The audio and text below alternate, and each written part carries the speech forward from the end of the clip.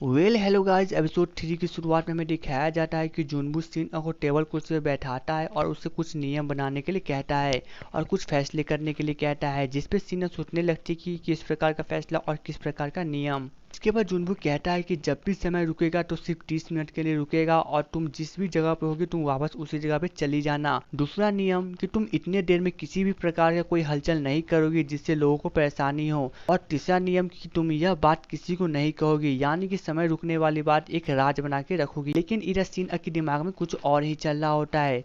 तभी सिन्हा जुनबू को कहती है कि ठीक है, मैं इन तीनों के नियम को पालन करने के लिए तैयार हूँ, लेकिन तुम भविष्य में एक बार मेरे लिए समय को रोक सकते हो। जिसके बाद जुनबू कुछ भी नहीं बोलता है और उसके बाद सीन को एक्सचेंज कर दिया जाता है। इधर हमें एक नया कैरेक्टर का सीन दिखाया जाता है, जहाँ पे एक बूढ़ी औरत अपने एक बेटे से मिलने के लिए जेल में गई हुई है, जहाँ पे उसका बेटा जेल के अंदर है। जहाँ पे वो उससे बात करती है लेकिन उसका बेटा उस पर चिल्लाने लगता है, जहाँ पे वह बूढ़ी औरत मायूस होकर उस पुलिस स्टेशन से बाहर चली जाती है। इधर हमें अगले सीन में दिखाया जाता है कि जब सीना घर से बाहर बैठी होती है तभी वह देखती है कि उसके सामने कुछ लोग हैं जो कि उसके अपार्टमेंट को गिन रहे हैं। जिसके बाद जब वे उनसे जाके पूछती है तब उसे पता चलता है कि उनके फादर के फ्रेंड ने उस बिल्डिंग को बेचने का फैसला किया है।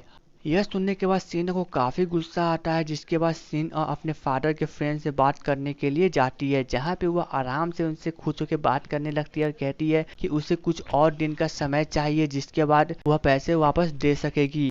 उसके बाद वह आदमी उसे 1 महीने का समय देता है। उसके बाद अगले सीन में हमें दिखाया जाता है कि सीना इधर पैसे कमाने के लिए जितनी सारी गुड़ियाँ होती हैं उनकी पैकिंग करती है और उन्हें बेचने का फैसला करती है, जहाँ पे वह काफ़ी बड़ी डील करती है और उसके बाद उसके पास जो कुछ पैसे होते हैं वो उसे जमा करती है। इधर अगले दिन जब सीना पैसे लेके उस आदमी के पास पहुंचती है, तहाँ पे वह आदमी पैसे देके खुश तो होता है, लेकिन वह सीना को फिर से समय कम कर देता है और वह कहता है कि तुम्हें सिर्फ 1 सप्ताह के अंदर पैसे वापस लौटाने होंगे। यह सुनने के बाद सीना को काफी दुख होता है, लेकिन वो आदमी फिर से कहता है कि नीचे मेरी एक कार है, तुम उसे जाके थोड़ा सा साफ कर दो, फिर मैं तुम्हारे समय को आगे बढ़ाने के बारे में सोचूंगा। उसके बाद सीना उस कार को साफ करने लगती है। फिर वहाँ पे कुछ गुंडे आते हैं जो कि अचानक से सीना को पीछे से किडनैपिंग करके ले जाते हैं। कि रास्ते में सीना डिक्की में होती है, इसलिए वह किसी प्रकार से अपने हाथ पैर को खोल लेती है। जब वे गुंडे सीना को लेकर एक एकांत में पहुंचते हैं तब डिक्की खोलने के बाद सीना अचानक से वहां से भाग जाती है। तब उनका लीडर किसी को कॉल करता है, जिसके बाद हमें दिखाया जाता है कि यह कॉल उसी आदमी का होता है जो कि सीना के फादर का फ्रेंड होता है।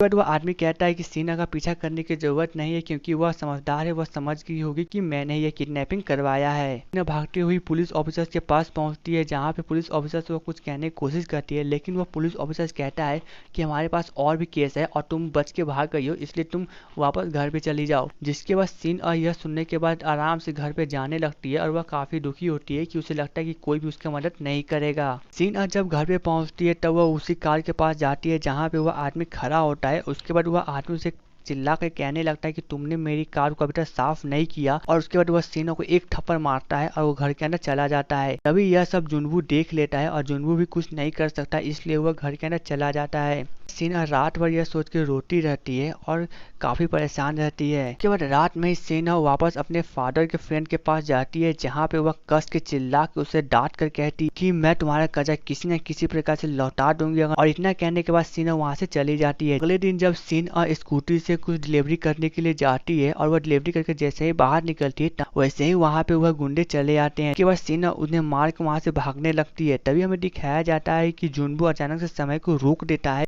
और उसके बाद सीना डायरेक्ट जाकर जुनबू से टकरा जाती है। जब हमें दिखाया जाता है कि जुनबू और सीना एक जगह बैठे हुए हैं, जहाँ पे सीना उसे अपनी सारी कहानी कहती है। और वह आदमी मेरे फादर की फ्रेंड नहीं, मेरे फादर का जीजा जी है, यानी कि वह सीना के अंकल हुए। तभी सीना कहती है कि मेरे फादर ने कुछ पैसे लेने के लिए उसने सारे अपार्टमेंट को उसके पास गिरवी रखे थे। उसके फादर ने उस आदमी से कुछ कर्जे लिए। उसके बाद जब मेरे फादर एक दिन घर पे आ रहे होते हैं तभी उनका अचानक से एक्सीडेंट हो जाने के कारण वे मर जाते हैं। जिसके बाद उसके समाधि के दिन वह आदमी फिर से आता है और उसके साथ कोई बिजनेसमैन होता है। जिसके बाद वह सीना से बात करता है और कहता है कि वह इस बिल्डिंग को बेचेगा और काफी सारे पैसे निकालेगा। जिसके बाद सीना उसके ऊपर चिल्ला के कहती है कि मैं अब 19 साल की हो चुकी हूँ और मुझे पता है कि क्या करना है, और मैं इस बिल्डिंग के जितने भी पैसे होंगे मैं तुम्हें कमा के चुका दूंगी। और तभी हमें सीन प्रेजेंट कर दिखाया जाता है कि जहाँ पे जुनबू सीना से यह सभी बातें कह रही है और वह कहती है कि मेरे 9 साल से पार्ट टाइम जॉब करने में निकल गए और मैंने इसीलिए कोई कॉलेज में पढ़ाई नहीं कर सकी। उसके बाद सीना जुनवू से पूछती है कि तुमने उन सभी किडनैपर्स के साथ क्या किया, जिसके बाद जुनवू हंसने लगता है और जुनवू को देख के सीना भी हंसने लगती है। अगले सीन में दिखाया जाता है कि वे किडनैपर्स और वह बूढ़ा आदमी एक काफी ऊंचे स्थान पे है, जहाँ पे वे लोग मदद के लिए चिल्ला रहे हैं कि कोई उन्हें उस ऊंचे स्थान से नीचे उतारे। सीन रात का दिखाया जाता है, जहाँ पे जुनवू यही सभी बातें सोच रहा होता है कि सीना के साथ यह सब कैसे हुआ। उसके बाद जुनवू अपने बिस्तर पर से उठता है और वह डायरेक्ट जाके सीना के दरवाजे पे ठकठकाता है। इसके बाद जब सीना दरवाजा खोलती है तब जुनवू कहता है तुम्हें कितने पैसों की जरूरत है, जिसके बाद सीना चौंक जाती है और यह एपिसोड वहीं पे खत्म हो जाता है। तो दोस्तों एपिसोड 3 की स्टोरी कंप्लीट हो चुकी है और एपिसोड 4 की स्टोरी को जानने के लिए आप हमारे चैनल को सब्सक्राइब और वीडियो को लाइक कर दे। ये दोस्तों मिलेंगे नेक्स्ट वीडियो में, तब तक के लिए goodbye and take care.